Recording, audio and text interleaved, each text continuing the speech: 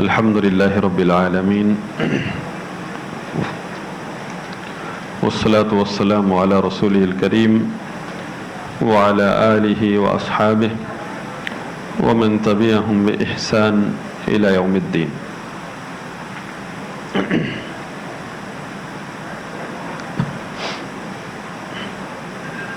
اٹھائیسواں سپارہ سورہ المجادلہ. مجادلہ جھگڑے کو کہتے ہیں. امام اہل سنت احمد بن حنبل رحمہ اللہ سیدہ عائشہ رضی اللہ عنہا کی حدیث روایت کرتے ہیں کہ وہ فرماتی ہیں الحمدللہ الذی وسع سمعہ الاصوات. اللہ کی تعریف ہے، سب تعریفیں اسی کی ہیں، اس کا شکر ہے کہ جس کی سماعت تمام کی آوازوں پر وسیع ہے، یعنی کوئی بھی کائنات میں کہیں بھی اس کو پکارتا ہے وہ سنتا ہے. فرماتی ہیں یہ عورت جس کا ذکر ہے مجادلہ، سورت مجادلہ. مجادلہ جھگڑے کو کہتے ہیں. مجادلہ وہ عورت جس نے جھگڑا کیا، اس عورت کے نام پر یہ سورت ہے. اس کا نام اگرچہ یہاں اس کا نام مجادلہ رکھ دیا کہ اس نے جھگڑا کیا تھا. خولہ بنت ثعلبہ رضی اللہ عنہا تھی کہ سیدہ عائشہ رضی اللہ عنہا فرماتی ہیں وہ آئی نبی صلی اللہ علیہ وسلم کے پاس، آپ صلی اللہ علیہ وسلم کے ساتھ بات کرنے لگے. اپنے خامند کا کیس لے کر آئی تھی. میں گھر کے کونے میں بیٹھی تھی، مجھے نہیں پتا چل رہا تھا کہ کیا بات ہو رہی ہے، بس یہ نظر آ رہا تھا کہ بات کر رہی ہے. مجھے آواز نہیں آئی اس کی. اسی گھر میں بیٹھی ہوں. اللہ تعالیٰ نے آیت نازل فرما دی قد سمع اللہ قول التی تجادلک. اللہ نے اس عورت کی، اس جھگڑے کرنے والی عورت کی بات سن لی ہے. مجھے سن نہیں رہا تھا، اللہ نے سن لیا.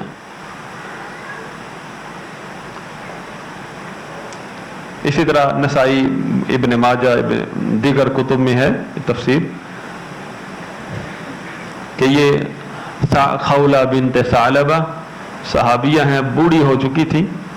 ان کے خاوند نے ان کے ساتھ زہار کر لیا. زہار کہتے ہیں کہ وہ کہہ دے کہ آپ میرے لیے ماں کی طرح ہیں. تو وہ اس طرح عرب لوگ اپنی بیوی کو اپنے اوپر حرام کر لیتے تھے. تو وہ آئی جھگڑا کرنے، کہنے لگی اکل مالی، میرا مال بھی اس نے کھا لیا، میری جوانی بھی اس نے تباہ کر دی، ختم کر دی. افنا شبابی، اور میرے یعنی نصرت لہ بطنی، یعنی میں نے اپنے پیٹ میں اس کے بچے پالے ہیں، سب جوان ہو گئے ہیں. حتی اذا کبرت سنی وانقطع ولدی ظاہر منی. حتیٰ کہ جب میری عمر بڑی ہو گئی، میں بوڑھی ہو گئی اور اب اولاد کے قابل بھی نہیں رہی، تو اب مجھے اس نے زہار کر لیا ہے مجھ سے.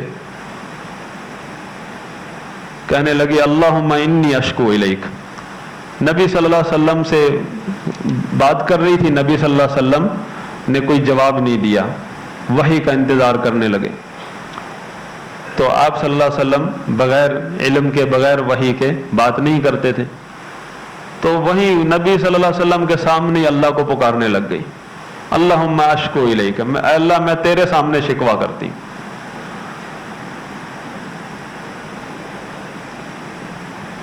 سیدہ عائشہ رضی اللہ عنہا فرماتے ہیں فما برحت حتی نزل جبریل بہذہ الآیہ. ابھی وہیں کھڑی تھی، جبریل فوراً آ گئے آیت لے کر. سبحان اللہ، کہ اس عورت کے پکارنے پر اللہ تعالیٰ نے جبریل علیہ السلام قرآن کی آیت دے کر بھیج دیا فوراً نبی کے پاس. یہ فیصلہ ہے ان کا. یہ سورت اس وقت نازل ہوئی. कहने का मतलब ये कि सैयदा आयशा रज़ी अल्लाह अन्हा जिस बात की तरफ तवज्जो दिला रही है कि अल्लाह ताला किस कदर सुनता है।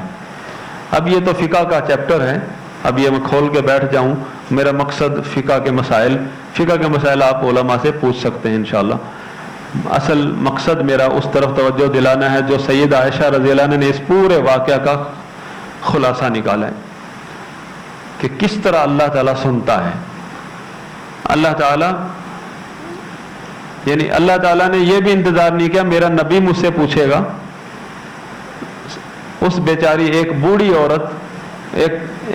औरत है बेसहारा, जिसका अब कोई भी नहीं रहा, खामद ने भी छोड़ दिया। उसने फौरन नबी से बात की, नबी के पास भी जवाब नहीं, फौरन अल्लाह से शिकवा किया, फौरन अल्लाह ने जिब्रील उतार दिया, जिब्रील भेज दिया कुरान देकर, लो मेरे नबी से बात करो। फौरन फैसला आ गया। जिस तरह हम कहीं बैठे हों और किसी अदालत में, थाने में पीछे से फोन आ जाए, अल्लाह ताला इस तरह सुनता है अपने बंदों की। ये नहीं देखता कितना बड़ा वली है, कितना बड़ा माल वाला है, कितना खर्च करता है अल्लाह के रास्ते में, कितना बड़ा मुजाहिद है, कितना बड़ा आलिम है। अल्लाह ताला बंदों के दिलों की आवाजें सुनता है। यही बात कही थी, इज़ा सअलका अन्नी व इज़ा सअलका इबादी अन्नी फ़इन्नी क़रीबुन। आप ए मोहम्मद सल्लल्लाहु अलैहि वसल्लम, आपसे जब मेरे बंदे पूछें मेरे बारे में, बता दो मैं बहुत करीब हूँ। उजीबु दाअवत दाई इज़ा दआनी, जब भी मुझे पुकारने वाला पुकारता है फौरन सुनता हूँ। फलयस्तजीबू ली वलयुमिनू, बस तुम ये करो, तुम लोगों को ये चाहिए कि मेरी मानो। फलयस्तजीबू ली वलयुमिनू भी, मुझ पर ईमान लाओ, तुम्हें और किसी चीज की फिक्र नहीं है, सब मैंने करना है तुम्हारा। मुझे पुकारो, तुम्हारी मदद करूंगा, फौरन सुनूंगा। बल्कि अल्लाह ताला ने ये मसला तो हुक्म दे दिया है कि वक़ाल रब्बुकुम उदऊनी अस्तजिब लकुम, तुम्हारे रब ने कहा मुझे पुकारो मैं सुनूंगा। इन्नल्लज़ीना ला यस्तकबिरून अन इबादती सयदखुलून जहन्नम दाखिरीन, जो लोग भी मुझे नहीं पुकारते हैं जहन्नम में जलील होकर गिर जाएंगे।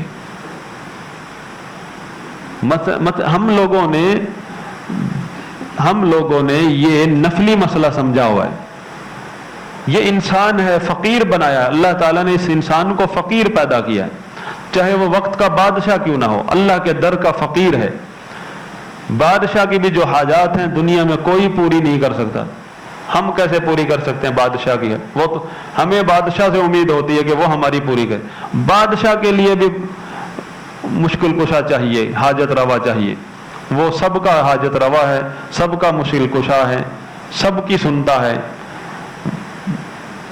उसके लिए पैसा भी नहीं चाहिए, उसके लिए कोई बड़ा स्टेटस भी नहीं चाहिए।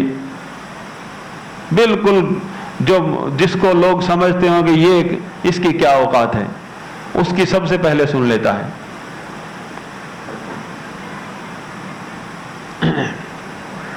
तो ये फर्ज है, जब भी हमें जरूरत पड़े किसी भी चीज की, अल्लाह से मांगना फर्ज है। इसी के लिए हमें अल्लाह ने पैदा किया है। और देखें, मांगने की हालतें हैं मुख्तलिफ। एक है आप कोई काम कर रहे हैं, आपका कोई दुनियावी काम है या आखिरत का काम है, आप इबादत करते हैं। मसलन आज आपने इबादत करनी है, आप इल्म हासिल करना चाहते हैं, कोई बड़ा काम करना चाहते हैं, दीन के काम करना चाहते हैं। ये दुनिया के आपके जाती काम भी जो आप हराम से बचकर जायज तरीके पर करेंगे, वो भी मुसलमान की जिंदगी है। दुनिया के काम हो, जाती काम हो, घर के हो, बीवी बच्चों के लिए हो, अपने बच्चों के फ्यूचर के लिए हो, अपने लिए हो, आखिरत के लिए, कोई भी काम है उसमें आपको अल्लाह की मदद की जरूरत है। और अगर अगर आपको जरूरत है तो फिर मदद मांगना फर्ज है। इसको कहते हैं इस्तिआना, अरबी में इसको कहते हैं, हम जो सूरतुल फातिहा में कहते हैं इय्याका नअबुदु व इय्याका नस्तईन, इसको कहते हैं इस्तिआनत। इबादत की अक़साम में से एक किस्म है استعانت، اس کو بھی ہم اردو میں کہتے ہیں مدد مانگنا۔ ایک اور چیز ہے کہ انسان ہے، ہم بڑے بڑے بادشاہ تک گھر جاتے ہیں مصیبت میں، چاروں طرف سے مصیبت میں، حالات میں پھنس گئے، اس وقت بھی ہمیں اللہ کی مدد کی ضرورت ہے۔ اس وقت پکارنے کو کہتے ہیں استغاثہ۔ جب گر چکے ہیں پریشانیوں میں، اس وقت اللہ کی مدد چاہیے، اس کو استغاثہ کہتے ہیں۔ غوث اللہ کی مدد کو کہتے ہیں، اس سے غوث طلب کرنا یہ بھی ایک عبادت کی ایک قسم ہے۔ جب عرب لوگ مثلا قافلہ بھٹک گیا، کوئی نظر نہیں آ رہا، کوئی راستہ دکھائے، یا پانی ختم، سب کچھ ختم، اچانک کوئی قافلہ نظر آ گیا، یا سمندر میں کسی جزیرے پر پھنس گئے، نہ کشتی ہے نہ کچھ ہے، اب کوئی بائی چانس کوئی کشتی یا بحری جہاز گزرے گا تو ہم نکلیں گے یہاں سے، پھنسے ہوئے ہیں صحرا میں، جنگل میں، سمندر میں، اچانک چھوٹی سی دور سے ایک حرکت کرتی ہوئی کوئی چیز نظر آئی، سب بچے بھی، مرد بھی، عورت بھی جو پھنسے ہوئے تھے کیا کرتے ہیں؟ سب دوڑ کر اس کو دیکھتے ہیں۔ سب عید کا چاند اس طرح نہیں دیکھتے، کیونکہ ہمیں نکلنا ہے، پھنسے ہوئے۔ جب یقین ہو جاتا ہے، یہ تھوڑا سا بھی واضح ہو جاتا ہے کہ کوئی جہاز ہے اور ہماری طرف آ رہا ہے، پھر کہتے ہیں غوث، اللہ کی مدد آ گئی، مدد آ گئی۔ ایسے حالات میں اللہ کو پکارنا، یہ اس کو استغاثہ کہتے ہیں۔ پھر دنیا میں آپ کے حاسدین بھی ہیں، آپ کے حاسدین ہیں، آپ کے دشمن ہیں، آپ کا برا چاہنے والے لوگ ہیں، اور کچھ ایسے لوگ ہیں شیاطین، انسانوں میں سے بھی، جنات میں سے بھی، جن کا آپ نے کچھ نہیں بگاڑا، بغیر کسی سبب کے آپ کا نقصان کرنا چاہتے ہیں۔ اور یہ حقیقت ہے، اللہ تعالیٰ نے سکھایا ہے، من شر حاسد اذا حسد، پناہ مانگو اپنے رب کی جب کوئی حسد کرنے والا تمہارا حسد کرے، کیونکہ اس کا نقصان پہنچتا ہے بندے کو۔ نظر بد کا نقصان ہوتا ہے، نظر بد برحق ہے، نقصان پہنچاتی ہے۔ بلکہ نبی صلی اللہ علیہ وسلم نے یہاں تک بتایا ہے، میری امت میں اللہ کی قضاء و قدر کے بعد جو سب سے زیادہ قبرستان میں لوگ دفن ہوتے ہیں وہ نظر بد لگنے کی وجہ سے قبروں میں جاتے ہیں۔ نظر بد لگنے کی وجہ سے بندہ ہاسپٹل تک پہنچ جاتا ہے اور وہاں سے قبرستان۔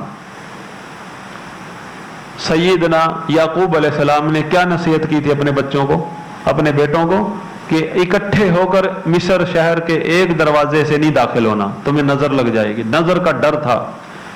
وَمَا أُغْنِي عَنْكُم مِّنَ اللَّهِ مِن شَيْءٍ، لیکن اللہ نے اگر کوئی تمہارا نقصان لکھا ہے، میں کچھ نہیں پھر کر سکتا۔ یہ بھی نظر برحق ہے، لیکن اللہ کی مشیت سے، چاہے ایک آدمی نے آپ کی طرف بالکل سٹیٹ فائر کیا ہے، اس وقت بھی وہ گولی، ہمارا ایمان کا رکن ہے تقدیر، کہ وہ گولی بھی اگر اللہ کی مشیت ہوگی تو لگے گی، ورنہ اس گولی سے بھی بچ سکتا ہوں۔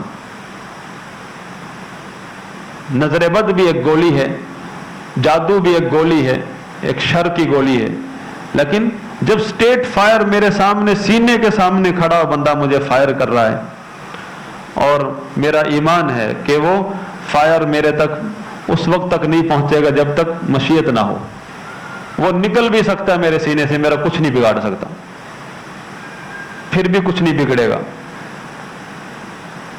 بریسٹ کھول دیں، پورا جسم چھلنی کر دیں، کچھ نہیں بگڑے گا جب تک اللہ کی مشیت نہیں ہوگی۔ مشیت اللہ کی مشیت، ہر کام میں اللہ کی مشیت شامل ہے۔ اس کائنات میں کچھ بھی اچھا ہو یا برا، مشیت کے بغیر وہ پایہ تکمیل تک نہیں پہنچتا۔ اللہ کی مشیت جب جس کام میں ہو، اس کی حکمت، اس کا ہمیں کوئی علم نہیں، اللہ کی حکمتوں سے خالی نہیں ہے کوئی بھی کام، چاہے وہ ہمارے لیے برا تھا یا ہمارے حق میں اچھا تھا۔ بہرحال کہنے کا مطلب یہ، اتنے ہر انسان کے چاروں طرف نقصان دہ، اس کے لیے نقصان دہ چیزیں موجود ہیں، اس کو قبر تک پہنچانے والی چیزیں موجود ہیں، اس کا ہنستا بستا گھر برباد کرنے والی چیزیں موجود ہیں، اس کی ہستی اچھی بھلی بھری جوانی کو تباہ کرنے والی چیزیں، نظر لگ گئی فوراً قبر تک پہنچ گیا، حاسدین موجود ہیں۔ پھر کون سا ادارہ ہے کسی نیٹو فوج کا یا اقوام متحدہ کا یا ہمارے ملک کا کہ جہاں سے ہم سیکورٹی لے لیں؟ کہیں دنیا میں کوئی ایسا ادارہ ابھی تک پیدا نہیں ہوا، نہ ہو سکتا ہے۔ اللہ تعالیٰ نے اس کا حل بتایا، اور وہ بھی عبادت کی ایک قسم ہے۔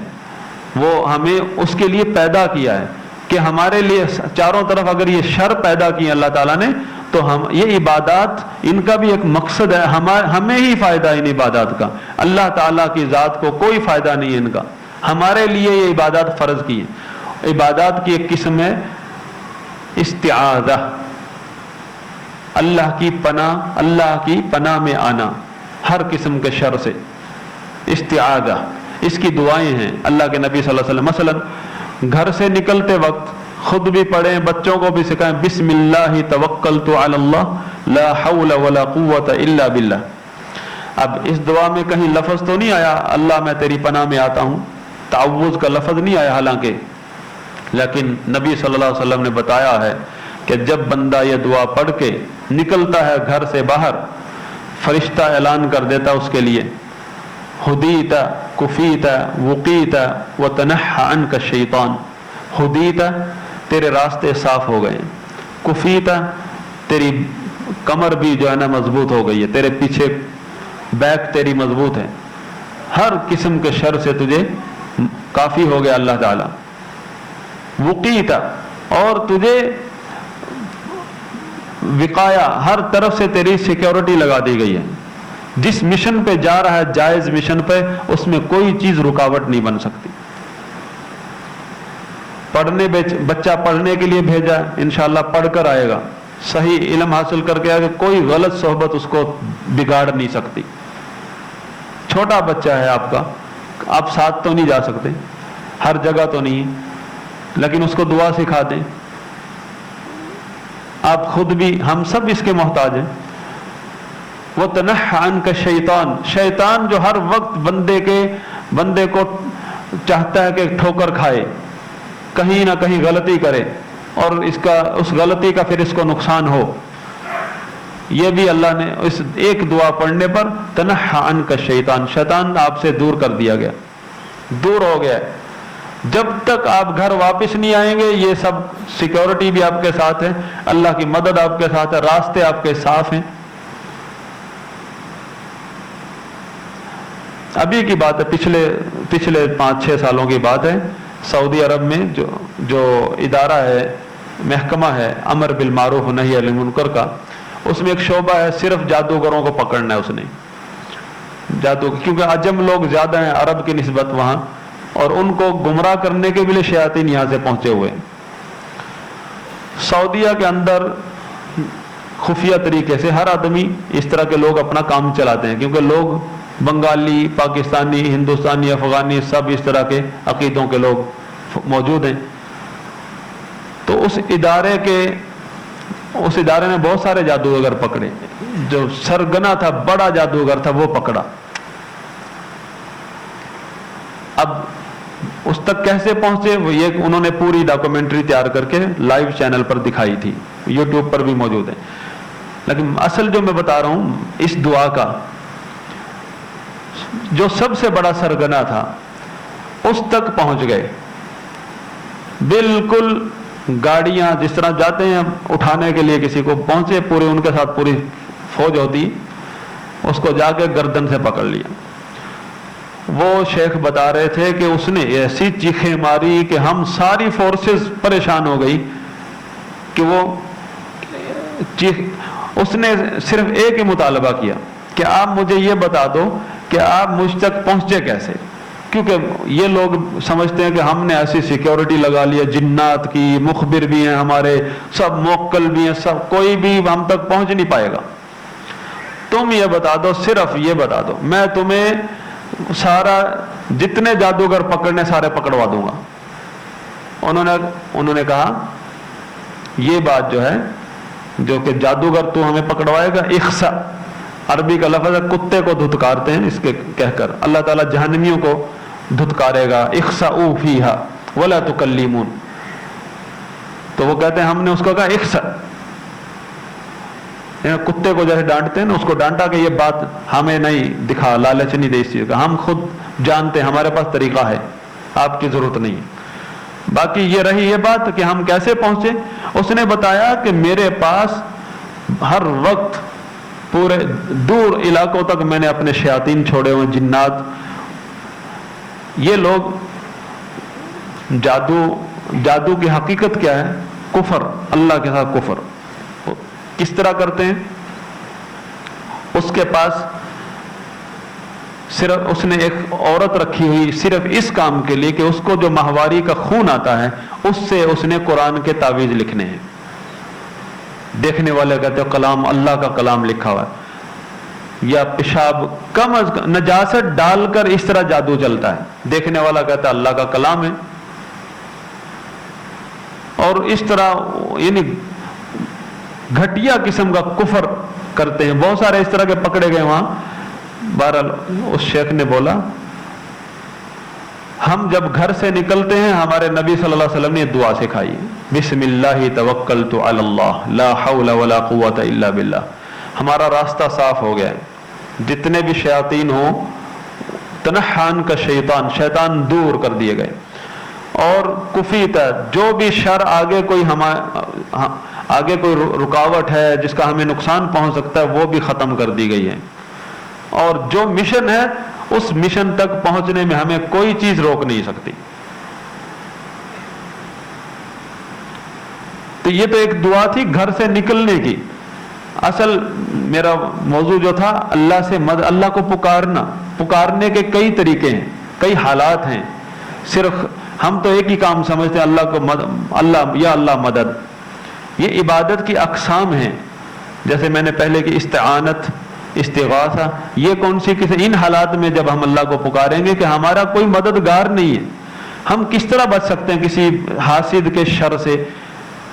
کوئی نظر بد کسی کے لگ سکتی ہے، کوئی ہمارے مال سے حسد کرتا ہے، کوئی ہمارے بچوں سے حسد کرتا ہے، کوئی ہمارے گھر سے حسد کرتا ہے، اور حسد کا شر ہوتا ہے.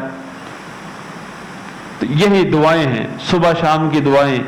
اعوذ بکلمات اللہ التامہ من کل شیطان وہامہ. نبی صلی اللہ علیہ وسلم حسن حسین دونوں بچوں کو دم کیا کرتے تھے یہ دعا پڑھ کے، اعیذکما بکلمات اللہ التامہ من کل شیطان وہامہ ومن کل عین لامہ. اور فرماتے تھے کہ ابراہیم علیہ السلام اپنے دونوں بیٹوں کو اسماعیل اور اسحاق کو یہ اسی دعا کا دم کرتے تھے. اسی طرح صبح شام کے اذکار میں اعوذ بکلمات اللہ التامات من شر ما خلق، اللہ کے کلمات کا واسطہ دے کر کلام کا میں ہر مخلوق کے شر سے پناہ چاہتا ہوں، اللہ کی پناہ میں آنا چاہتا ہوں. یہ عبادت ہے. ہمیں خطرہ ہے اور ہمیں پرواہ بھی نہیں ہے. عبادت لہذا توحید کا سبجیکٹ ہے. اس میں ساری چیزیں سیکھی جاتی ہیں. کتاب التوحید شیخ الاسلام محمد بن عبد الوہاب رحمہ اللہ کی اس سلسلے میں جامع کتاب ہے. اور اس کی جو شروحات ہیں خاص طور پر مدینہ کے سعودیہ کے علماء نے جو شرح کی ہے منہج اہل سنت کے مطابق، ائمہ کے طریقے کے مطابق، کہیں اپنا جذباتی فتویٰ یا اپنی بات قطعاً نہیں.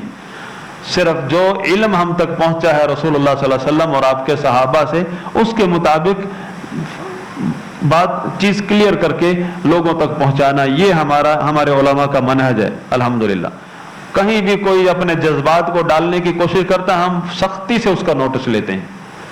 ہم قطعاً اس کو برداشت نہیں کرتے اور ہم اس کو دین نہیں سمجھتے. جو جذباتی باتیں ہیں ان کو دین نہیں سمجھتے بلکہ دین کے لیے نقصان دہ چیزیں سمجھتے ہیں ان کو. تو آپ کے سامنے اس ایک مسکین عورت، بوڑھی عورت جب گھر سے نکال دیا سمجھو اس کے خاوند نے، اللہ نے کیسے سنی اس کی. تو یہ اللہ ہماری سنتا ہے اور ہم پر فرض کیا اس نے. ہمیں عبادت پیدا ہی اسی لیے کیا ہے کہ ہم انسان ہیں. ہم میں کون ہے جس کو اللہ کی مدد کی ضرورت نہیں ہے؟ اور یہ مسئلہ عبادت کا مسئلہ، ہم نے عبادت سمجھا کہ تراویح پڑھ لی، رات کو جاگ لیے، فرض پڑھ لی، یہ اعمال ہیں، یہ اطاعت ہیں، وہ اعمال ہیں جو ہمیں بتائے گئے ہیں، اس میں ہم اللہ کی اطاعت کر رہے ہیں، نیکیاں ہیں یہ تو۔ پوری زندگی عبادت، پوری زندگی پر عبادت حاوی ہے، کوئی ایک گھڑی ایسی نہیں ہے جس میں آپ اس مقصد سے ہٹ کر اس گھڑی کو گزار سکتے ہوں، ایک منٹ بھی۔ جس اللہ تعالیٰ نے فرمایا نا وَمَا خَلَقْتُ الْجِنَّ وَالْإِنسَ إِلَّا لِيَعْبُدُونِ، میں نے نہیں پیدا کیا کسی جنوں کو نہ انسانوں کو سوائے اس کے کہ وہ میری ہی عبادت کریں۔ اور دیکھیں یہ جتنے بھی حالات میں نے ابھی آپ کے سامنے ذکر کیے، پریشانی کے حالات، مصیبت کے حالات، یا آپ کو مدد چاہیے، بہت کام کرنے ہیں، گھر بنانا ہے، یہ خارجیوں کی دعوت ہے، یہ دنیا داری، یہ دین داری۔ جو بھی جائز کام ہے آپ کریں، جائز کام کریں، جائز پیسہ کمائیں، چاہے کروڑ پتی ہو جائیں، ارب پتی ہو جائیں، سارا پاکستان خرید لیں، جائز طریقے سے۔ یہ مسلمان کے لیے سب راستے جائز ہیں، حرام سے بچیں۔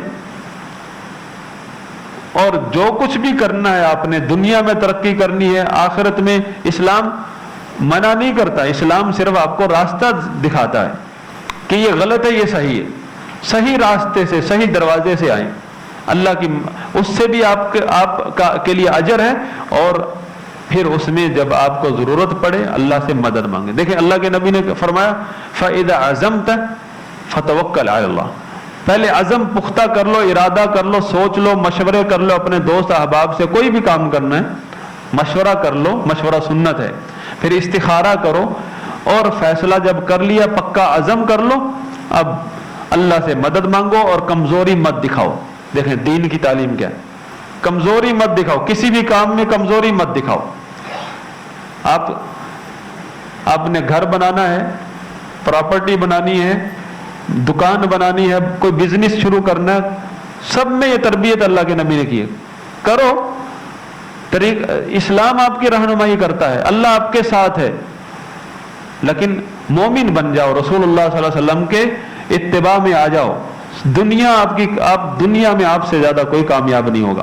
اور الحمدللہ آپ دیکھ لیں جن مسلمانوں نے ماضی میں بھی اور حال میں بھی جنہوں نے توحید و سنت کو صحیح نہج پر سمجھا ہے، ان کی دنیا دیکھ کر آج کفار بھی ان کی رال ٹپکتی ہے۔ دنیا میں اس وقت بھی مسلمان سے زیادہ کوئی خوشحال نہیں ہے۔